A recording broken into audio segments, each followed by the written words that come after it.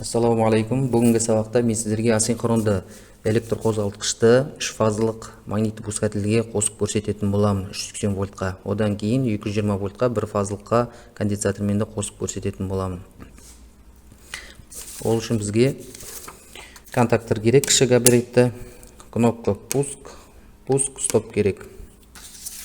Алдымызда схема тұр, осы схема бойынша жинайтын боламыз. Бұл бізде магнит пускательдің схемасы, яғни реверсіз мына тұрған бізде контактор, 3 полюсті автоматты ажыратқыш, 1 полюсті автоматты ажыратқыш, кнопка стоп, пуск, және қосымша контакт, мынау электромагниттік бізде катушка.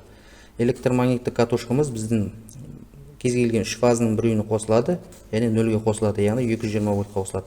Бізде фаза мен 0-дің арасында потенциал 220 вольтты береді. Магнит пускатель мен контактордың арасындағы айырмашылық, бұл контактор тек қана жеке өзінің контакттық десек болады. Ал егерде контакторды біз электр қозғалтқышты қосуға арналайтын болсақ, яғни қандайды бір электр жүктемесін қосатын болсақ, оған біздер кнопка стоп, пускты, бағанағыдай қосымша сигнальный лампа дейді, шамдарды қолданатын болсақ, осының барлығын бірге қосып айтатын болсақ, бұл магнитті пускательдің схемасы деп айтуға болады. Яғни бұл жерде реверсіз. Және реверсті деп те айтылады. Яғни магниттік пускатель аты айтып тұр, пуск деп, магнитті пуск, яғни бір не істейді бізге, мына электр қозғалтқышын пуск жасайды, қосады деген сөз. Бізде контакторлер кіші габаритті, үлкен габаритті болып та бөліп қарастырылады. Жалпы негізінде контактор жеке өзін айтқанда контактор дейміз. Ал бүтіндей схеманы жинап қосатын болса, онда бізде магниттік пускатель, яғни электромагниттік пускатель деп айтады екеміз. Осы жерде айырмашылық. Контактордың құрылысын қарайтын болсақ, ең әуелі контактордың құрылысын түсіну өте маңызды, яғни электр схемасы жинаған кезде неден тұрады? Біздің контактор негізгі айтқан кезде екі негізгі бөліктен тұрады. Ол бірінші бөлік бұл айтқан кезде мына электромагниттік катушка, яғни мына қосылатын контактілері, яғни электр тоғы берілетін. Одан кейін бізде мінекей магнит өткізгіш дейді, магнитопровод дейді. Мына бізде магнитопровод, яғни магнит өткізгіш екіге бөлінген. Астыңғы бөлігі және үстіңгі бөлігі. Үстіңгі бөлігі бізде қозғалмалы бөлігі, қозғалып тұрады.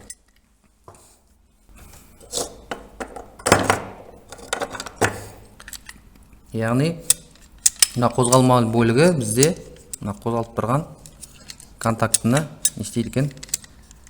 Қосады екен. Бізде мына үстінде тұрған контактілер барлығы да ашық контактілер. Оны бізде мына жерде өзінің схемасынан көрсек болады. Мінекей. Мына жерде мына А1, А2 деген электромагниттік катушка, одан кейін мына 3-4 ашық контакт екен.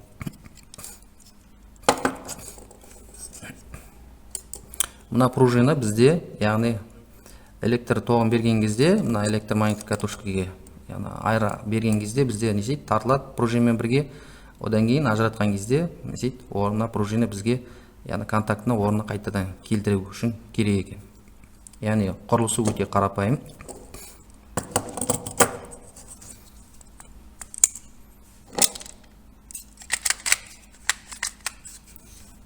Бізде контакторды алған кезде негізгі мән беретін бөлігі бұл бізде катушкасына қараймыз. Яғни мендегі контакторге, яғни 230 вольт, яғни фаза 0 беруге болады. Яғни қосалады екенмін, соған есептелген электромагниттік катушкасы.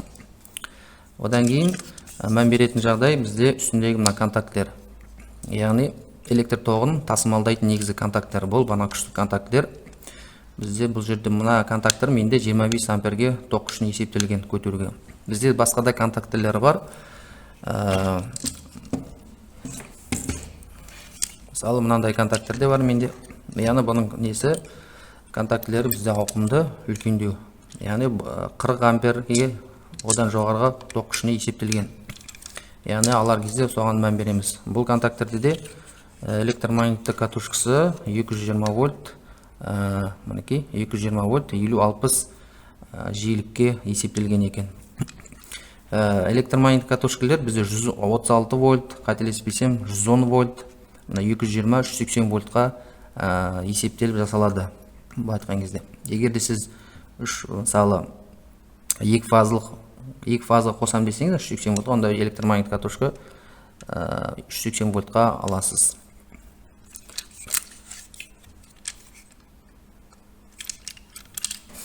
Бізде контактерлер айтқанда 0 шамалық 1 шама 2 3 4 5 6 деген шамаға бөлінеді, яғни величина дейді. 0 шамалық контактерлер бізде 3 амперге көтеріледі. 1 шамалық, яғни первый величина дейді 10 амперге, екінші величина 25 ампер, үшінші величина 40 амперге, төртінші величина 63 амперге, бесінші величина 100 амперге, алтыншы 150 амперге тоқ осылай бөліп қарастырады екен. Мұндағы мендегі контактор 25 ампер, яғни екінші величина деген сөз. Яғни электриктер кейбір уақыттарда мысалы бірінші величина, екінші величина, үшінші величина мысалы контакторды магнит пускательді салдым деп айтып жатады. Ол яғни мен осындай ампер тоқ күшін көтеретін контакторды таңдадым деген сөз. Біздер схема жинаған кезде бізге мынандай тестерный отвертка керек болады. Одан да басқа түрлері бар. Немесе бізге мультиметр керек болады, мультиметр. Яғни мультиметрдің дыбыстық режимін, прозвонгыны қолданатын боламыз. Ол не үшін керек? Ол бізге мына бізде кнопкаларда қарайтын болсақ, ашық және жабық контактілері бар. Жалпы бізде екі контакттың түрі бар, бұл ашық контакт және жабық контакт. Одан артық контакт болмайды. Мына жерде қарайтын болсақ, мына кнопка стопта бізде жабық контакт екен. А мына кнопка пускта бізде ашық контакт. Яғни екі контакттан, негізгі екі контакт, қалғанның барлығы осы екі контакттан шығады манағыда. Алыспалы, қоспалы. Осы контакттарды табу үшін бізге маған мұнан ыңғайлы, мынандай осындай отвертка қолданған, яғни шамы бар, жанып өсетін. Саусағымен тигізгенде жанады, алған кезде өшеді. Осыны мен ашық жабық контактын анықтай аламын. Оны қалай анықтаймыз? Яғни схемасында да көрсете жатамын. Сонда да көрсетіп кетейін. Мысалы алайық, мына кнопка пуск газ біз таңдаған кезде ашық контакт керек. Себебі бізде схемада ашық контакт тұр. Сол мысалы оны мен саусағым бір басын мұнда қоямын. Одан кейін мынаны қосамын. Міне беткен кезде менде шам жанып тұр. Яғни кнопканы басатын болсам өшеді екен. Яғни мен осылай, яғни мынау бізде жабық контакт екен. Мына жағына қарайтын болсақ, мінекей екінші жағына бармағымды қоямын, басамын, басқан кезде қосылады екен. Бұл бізде ашық контакт екен. Басқан кезде тиген кезде ғана бар бізде не істейді екен. Шамына тестердің отвертка арқылы байқай алады екенмін. Мына жағы бізде жабық контакт, мына жағы ашық контакт. Басқа да кез келген кнопкаларды қарайтын болсақ, мына кнопкада барлық кнопкалар ешқандай айырмашылығы жоқ, тек қана дизайны басқа демесек, мында қосымша бұл айтқандай подсветка салады. Оларды да дәл осылай табамыз. Мына кнопкадан көрсетейін, қалай табуға болады екен. Мінекей, бір саусағым қоямын былай. Бет алып тұрмын, қоямын. Міне тигіземін. Міне басым, жібердім. Міне басқан кезде тиді, яғни мына контакт менде ашық контакт екен. Мына жақ контакты да осылай тексерсем болады. Мінекей, мына жақ контакт жабық контакт екен. Міне басқан кезде ажырайды. Міне дәл осы секілді мына кнопка стоп болсын, мына болсын, барлығы да бірдей. Яғни ешқандай айырмашылықтар жоқ, тек қана контактысын осылай қолданып табамыз. Енді мультиметрмен қалай табу керекін көрсетейін. Мультиметрді мынандай бізде дыбыстық режимге қоямыз. Кез келген мультиметр болады. Яғни дыбыстық режимі бар мультиметр. Міне осындай дыбыс болу керек. Мынаны аламыз да кнопканы бүйтіп қоямыз. Мінекей, кнопканы басам, жіберем, басам, жіберем. Яғни бізде осылай мына жабық контакт екенін таба аламыз. Мына жақты қарайық. Мына басам.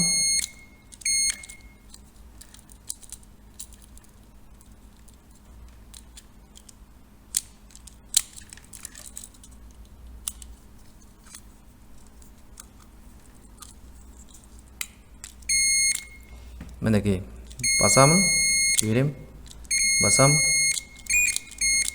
яғни басқан кезде дыбыс өтеді. Яғни контакт бізде ашық контакт дейміз. Басқан жағдайда тек қана не істейді? Контакттың тию арқылы мына бізде екі шупқа бірбен тиіп тұр деген сөз. Міне мультиметрді мен осылай тауға. Схема жинау барысында мен осы яғни тестердің отвертканы қолданатын боламын. Ең бірінші электр схемасын жинамастан бұрын бізде бұл электр схеманың түрі принципиальный электр схема дейді. Орыс тілінде айтады, қазақ тілінен де білмеппін. Жинаған кезде біздер негізгі бөліп қарау болады. Яғни электр схема жинағанда рет ретмен жинаған дұрыс болады, яғни шатаспас үшін. Яғни мына бөлік менде яғни басқару бөлімі деп аталады. Пульт управления, басқару. Осы логикалық яғни бөлігі, осы логикалық бөлігі менде дұрыс болатын болса, яғни кнопка пуск басқан кезде мен контакттарым қосылып, стоп басқан ажырайтын болса, онда менде логикалық бөлімі дұрыс жұмыс жасап тұр деген сөз. Одан кейінгі бөлігі менде мына күштік бөлімі дейді, яғни электр қозғалтқышы негізгі, яғни электр қозғалтқышты қосатын бөлігі бөліп қарастырып болады. Осыны бірінші мына бөлігін жинаймын, басқар бөлімі, одан кейін мына күштік бөлімі жинаймын. Осылай рет-ретмен жинаса болады. Электр схемасы жинамастан алдым, бізде мына контакторларды тексеріп алсақ дұрыс болады. Оны қалай тексереміз? Бірінші жолы бізде, яғни мына жерде бізде A1, A2 деп контакты тұр, мінекей. Осы A1, A2 контактысына беруге бана көрсеткенде электромагнит ішінде катушка бар. Осы электромагнит катушкаға біздер 220 вольт берген кезде бірден тікелей қосып және розетка қосатын болсақ, бізде мына контакт тиісінше қосылу керек, тартылу керек деген сөз. Екінші жолы бұл бізде мультиметрді қолданамыз. Мультиметрді аламыз да 2 килоомға қойсақ болады. 2 мінекей. Яғни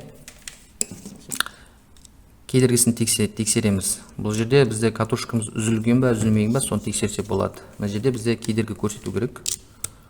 Мінекей бізде 368 10 көрсетіп тұр екен. Менің катушкам электромагниттік, яғни үзілмеген, бүтін деген сөз. Осылай тексеріп, бана көрсеткендей кнопка пуск стопты да осылай тексеріп алсақ дұрыс болады. Мынау бізде бір полюсті автомат ажыратқыш. Оған автомат ажыратқышқа сымды жалғаймын, яғни бір фаза аламын.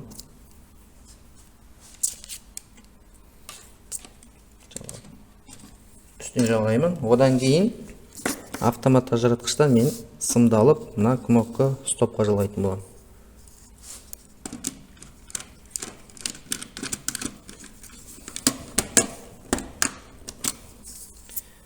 Автомат ажыратқыштан алып, кнопка стопты тауып алуым керек, бағанағыдай көрсеткендей. Мінекей қараймыз. Кнопка стоп бізде қызыл контакт алады.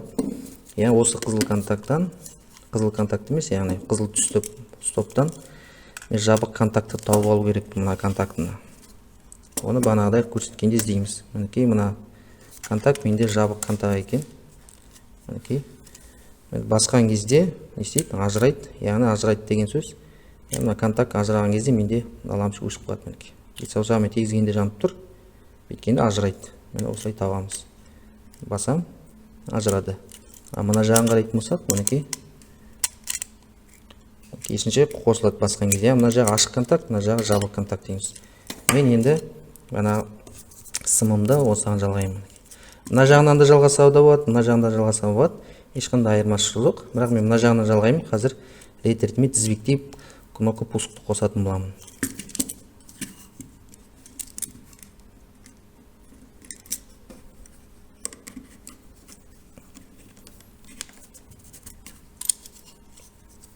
Кнопка стопқа жалғадық. Енді кнопка стоптан екінші контактісіне мынадан кнопка пусктың, яғни ашық контактіне кнопка пускқа жіберемін. Кнопка пускты де тауып алайын. Ол үшін кнопка пуск табу керек. Кнопка пускын табу үшін мінекей менде қара түсті кнопка.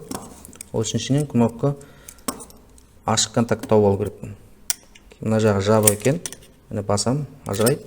Енді мына жағын қарайық.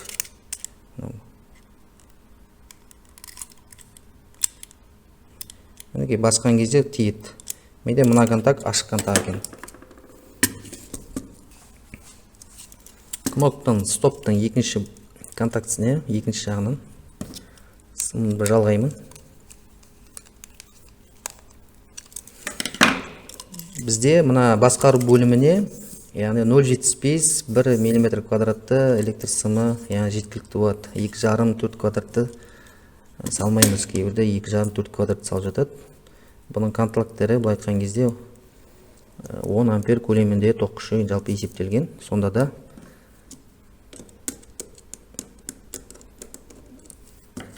0,75 квадратты сымдар жеткілікті болады. Мінекей мен кнопка пускке жалғаймын енді.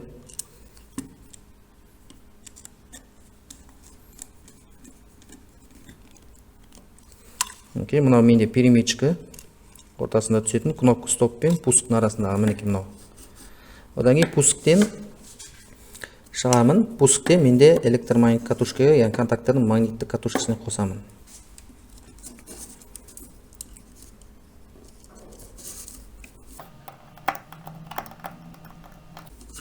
Мінекей жалғадым.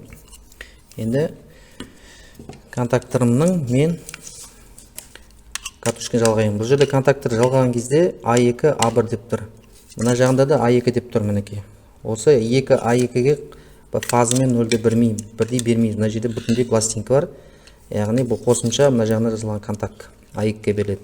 A2 дегеніміз мына электромагнит катушканың контакция берілетін жазылу белгілеп қойған осылай.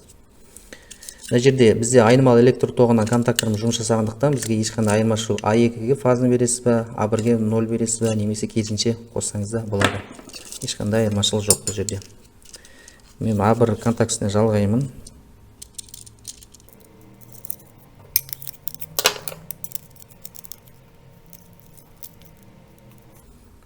Мінекей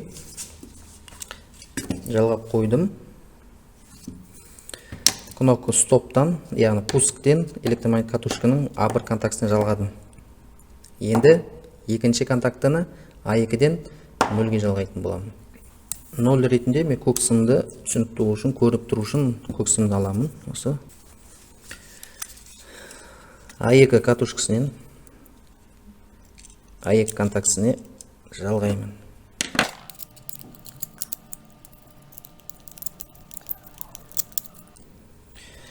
Мінекей біздер мына схеманы қазір мына электр тізбегін тоқтай жинадық десек болады. Яғни тоқтай емес, яғни мінекей фазада беремін, кез келген 3 фазаны аламын, біреуін 0-ге де жалғаймын. Бізде электромагнит катушка мана көрсеткенде 230 вольтке қосу керек екен. Сондықтан мен фазаны 0-ге қосамын. Мына жерде менде қазір 3 фаза келеді, A, B, C және 0.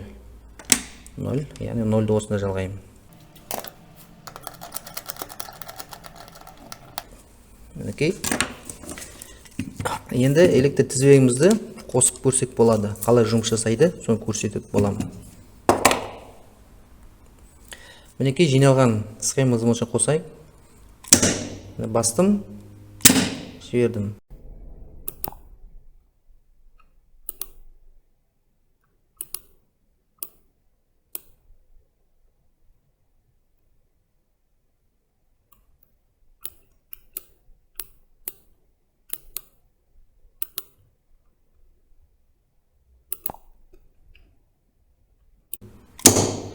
Басқан кезде бізде мына контактордың электромагниттік катушкасына электр тоғы барады. Соның нәтижесінде электромагниттік өріс пайда болады. Яғни магнит өріс пайда болады. Магнит өрісінің пайда болу нәтижесінде бізде мына контакт қосылып тұр екен, тартылады. Яғни жұмыс принципі осындай. Басам. Міне осылай біздер тексерсек болады. Яғни схеманы жинап рет-ретімен тексеріп болса қосып отырсақ, біздер аз қателесеміз. Енді бізге басқан кезде ұстап қалу үшін бізге мына контактыны қосу керек. Бұл контакт бізде қосымша контакт, самоподхват деп айтады, өз-өзін ұстап қалады деген сөз. Бұл контакт мына бізде 13-14 контактты алсақ болады. Немесе мына жақтан да алса болады. Ешқандай айырмашылық жоқ. Барлық контактілер бізде бірдей десек болады. Бұл КМ1, бана айтқандай, жазуына мән береміз. КМ1, мына жерде де КМ1 деп тұр. Яғни мына контактте, мына электромагнит катушка бұл барлығы мына контактордың, яғни айтқан кезде бөлшектер десек болады, бөлігі. Осыны схема ретінде осылай көрсетіледі схемада. Соған мән береміз. Енді мына контактыны қосамын қазірге. Мінекей, ол үшін бізде екі пускы қараймыз. Екі пуск жағынан екі бізде сым керек болады. Оны біздер мына қосымша контактты жалғаймыз. Екі сары сымды әдейі алдым, көрініп тұру үшін. Мінекей, мына біздің кнопка пуск. Пускты былай аударатын болсақ, мінекей, мына екі контактыға мен қазір тағы қосып екі сымды жалғаймыз. Мінекей, мына сым бір жағына міне перемичка келіп тұрса, мінекей, осыған мына сымды жалғаймын.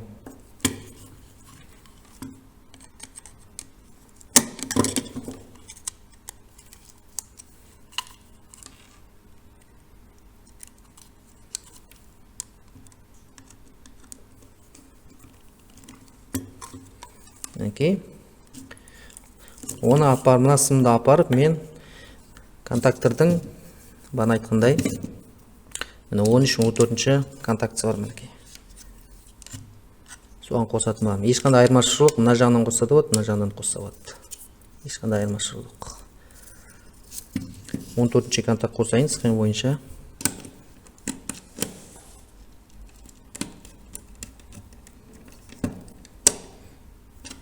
Мінекей, енді екінші сымды алып, мінекей, енді екі пусктың екінші жағындағы мынаған мен жалғаймын, 13-ші контакт жалғаймын. Мінекей.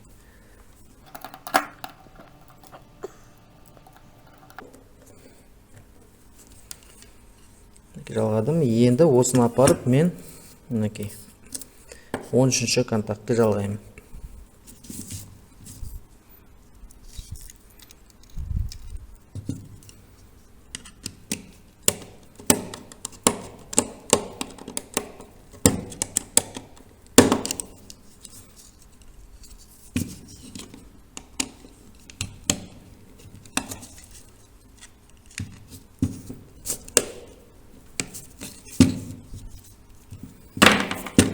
Мінекей, схеманың басқару бөлімін жинап болдым десе болады.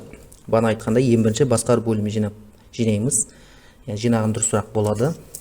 Мінекей, енді менде қосымша самоподхват бар. Мінекей, мына самоподхваттағы сымды, мына сымды негізі мына жерге де, мына сым болғандықтан мына жерге де жалғаса да болады жақыннан. Мен сіздерге түсінікті болу үшін осылай көрсетіп жатырмын.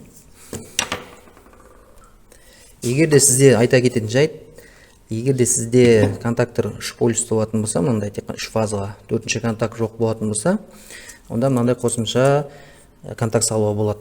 Қосымша контакт. Бұл былай салынады. Мына үстіне біздер киілеміз. Бұның 2 контактылы және 4 контактылы бар. Менің қолымда 4 контакт. Мына осылай киіледі. Осында алған кезде де мынаған мән береміз. Мінекей, мына жерде контакттан көрсетіліп тұр. Мінекей, ашық контакт, жабық, ашық дейді. Кейбірінде түгелі жабық болады, кейбірінде түгелі ашық болады. Сатып алған кезде, ашық, жабық алған дұрысырақ болады. Осының ашық контактіне саламыз. Мына схема қарап. Егер де сізде 3 полюсті контактор болатын болса.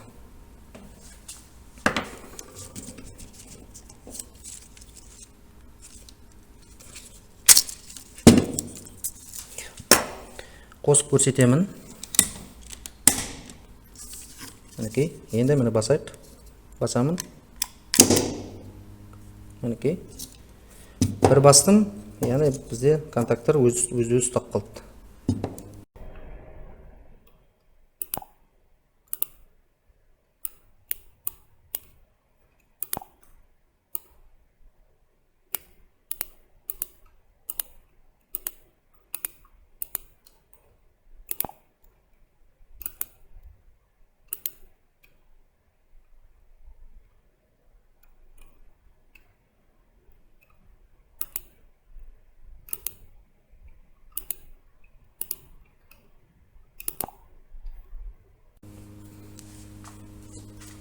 Кнопка стоп басам, пуск басам.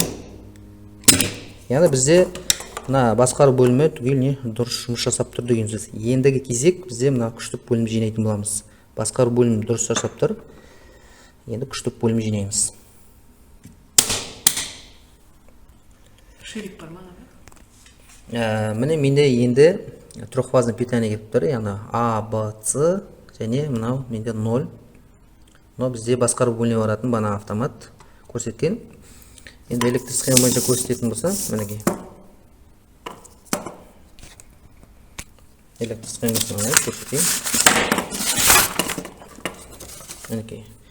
Бұл жерде қиындық туындамайды деп ойлаймын. Жалғаған кезде мынау бізде 3 полюс автомат. Менде 4 полюс тұр, бірі 0 мен. Мінекей 3 фаза шығып тұр менде. А, Б, С. Оны бізде банағы мына контактордың жоғары бөлігіне жалғаймыз міне. Бұл жерде контакторды біз L1, L2, L3 деп тұр. Яғни мына жағынан да жалғаса болады, мына жағынан да жалғаса бере болады банағыдай контакторге. Бірақ мына жерде ретімен жазып тұрғасын, осылай ретімен жалғаған дұрыс болады. L1, L2, L3 3 фаза келіп тұр. Міне менде 3 сымды жалғап қойдым. Мына жерде сымдардың түсіне мән бермейміз. Енді көк, сары деп. Менде табылған сымдар осы. Одан кейін мінекей, менде 3 фаза сым. Менде қазір электр қозғалтқышқа қосатын боламын. Мінекей. Мына 3 фаза асинхрон электр қосатын боламын.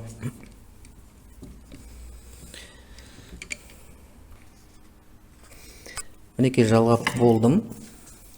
3 фазалық питание келді. Енді бізде қозғалтқышқа келеді. Мына асинхронды қозғалтқыш менде.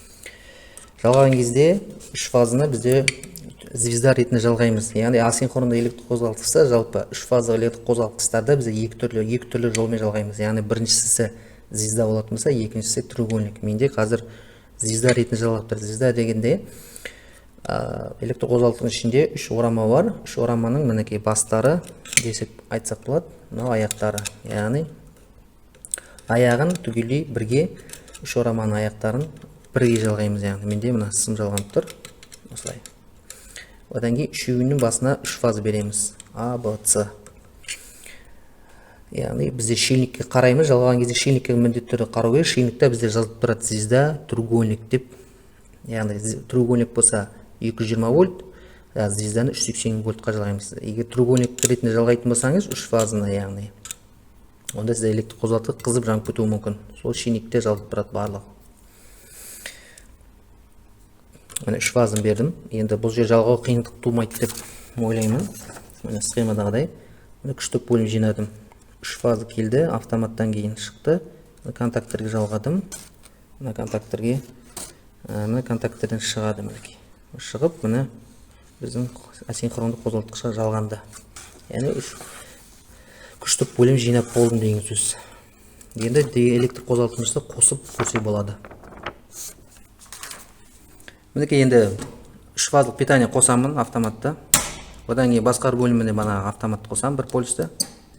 Енді кнопка пускты басса болады. Біз жерде сақ боламыз, электр қауіпсіздігін сақтаймыз. 3 фазалық питание. Мінекей.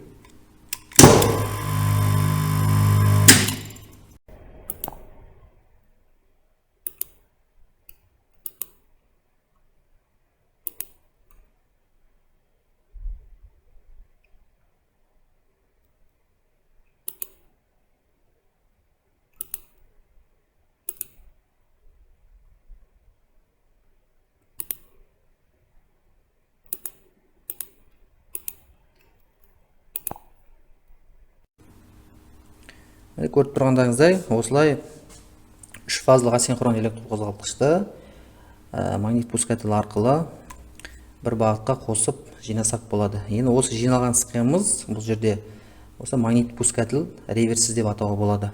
Яғни бұл үшін контакторге кнопка стоп, пуск кіреді және қосымша бұл жерге жылу релесін салуға болады және де лампа освещение, яғни қосымша лампалар салуға болады. Так, көрсетейін.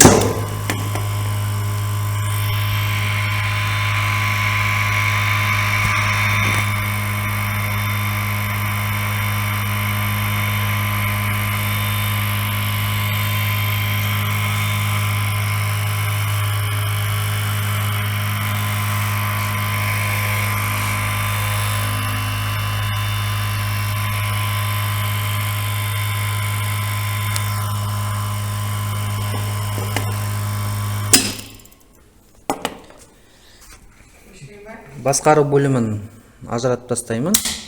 Мінекей, басқару бөлімі, мына күштік бөлімін былай басып көрсек болады.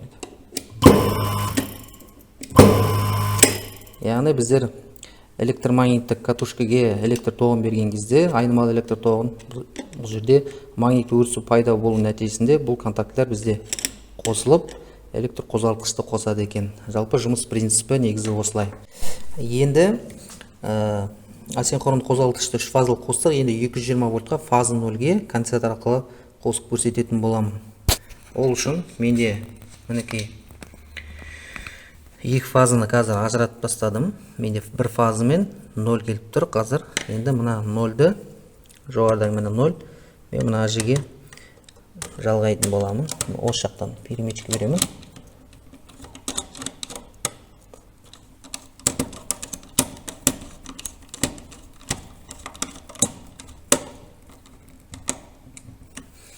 Мінекей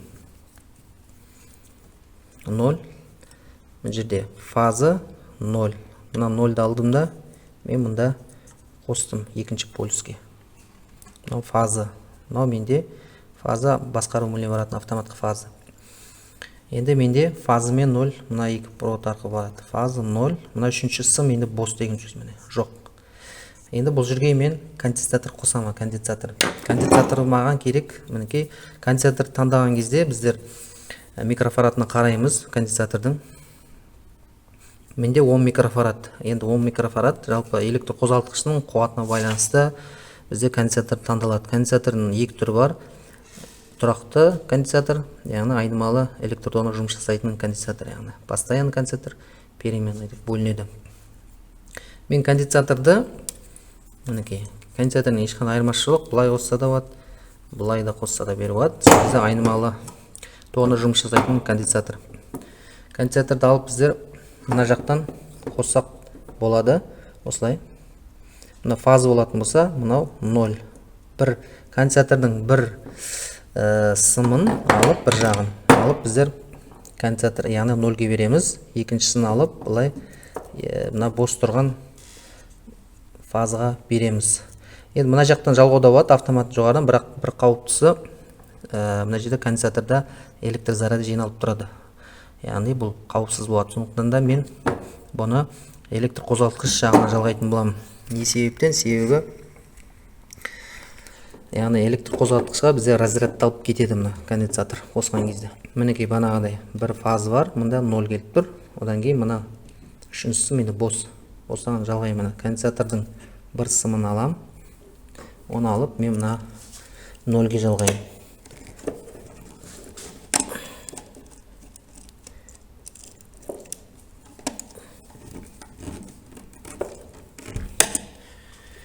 Одан кейін конденсатордың екінші сымын алып, бос тұрған үшінші фаза баратын бос фазаға жалғаймыз. Яғни 220 вольтқа жалғаған кезде ешқандай айырмашылық жоқ. Дәл солай бағанағыдай жинайсыз, тек қана екі фазаны алып тастайсыз да 0 бересіз. Бір фазаның орнына екінші, үшінші катушка орамаға баратын электр қозғалтқыштың несіне орамасына конденсаторды жалғаймыз мінекей. Бұл жерден жалғау қауіпсіз, айтқан кезде қауіпсіздік жоқ, себебі қозғалтқышты ажыратқан кезде біз асинхронды, яғни қозғалтқыш ажыраған кезде конденсатордың разряд, яғни заряд мына электр двигателі кетіп қалады. Енді бұл жерде айта кететін жағдай, асинхронды электр қозғалтқышты жалпы кез келген қозғалтқыш қосқан кезде біздер несіне қараймыз? Қуатын, электр қуатына қараймыз. Қанша электр қуаты бар? 5 киловатт, 10 киловатт бар. Соған байланысты біз мына контактор арқылы тасымалданатын электр тоғына байланысты, яғни біздер сымның қалыңдығына, сечениесіне қараймыз. Яғни бізде тоқтың күші сымның қалыңдығына байланысты. Мына жерде менде видеода тек 2,5 мм квадратта сымды салдым. Менде мына электр қозғалтқышымыз кішкентай, оған жеткілікті. Соған мән береміз. Енді мультиметрмен көрсетейін напряжениені қанша келіп тұрғанын.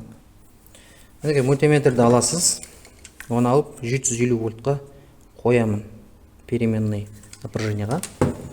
Мінекей міне мен қазір автоматты қосамын, басқару бөлімін қосамын. Мінекей қараймыз, мына жерде менде 0 және фаза. Мінекей 236 вольт. 236 вольт келіп тұр напряжение. Мінекей. Ал менде мына 0. Мына 0. Енді мінекей. Бана жалғаған 0-ым. Перемеш 237 вольт. 237, 236 вольт. Мына 0-ды алып, мен мына жаққа перемеш кетін жібердім. Мына менде фаза. Мына бөлігі менде бос міне. Ешқандай не жоқ. Енді міне электр қозғалтқышты қосса болады.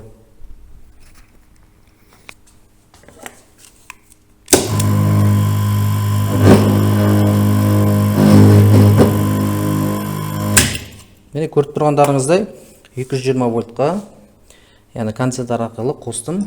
Конденсатор арқылы да бізде электр қосылып тұр. Енді бұл жерде айта кететін жағдай, мен бұл жерде 220 вольтқа фаза 0-ге қосқан кезде электр қозғалтқышты зиза ретінде жалғанып тұр. Негізінде дұрысы треугольник ретінде қоссаңыздар болады, себебі бізде ток күші треугольникпен жалған кезде көптеу болады. Егер де видео ұнап жатырса, онда каналға пікір қалдырып, өз пікірлерімізді жазып, лайк басып кетеміз. Сау болыңыздар.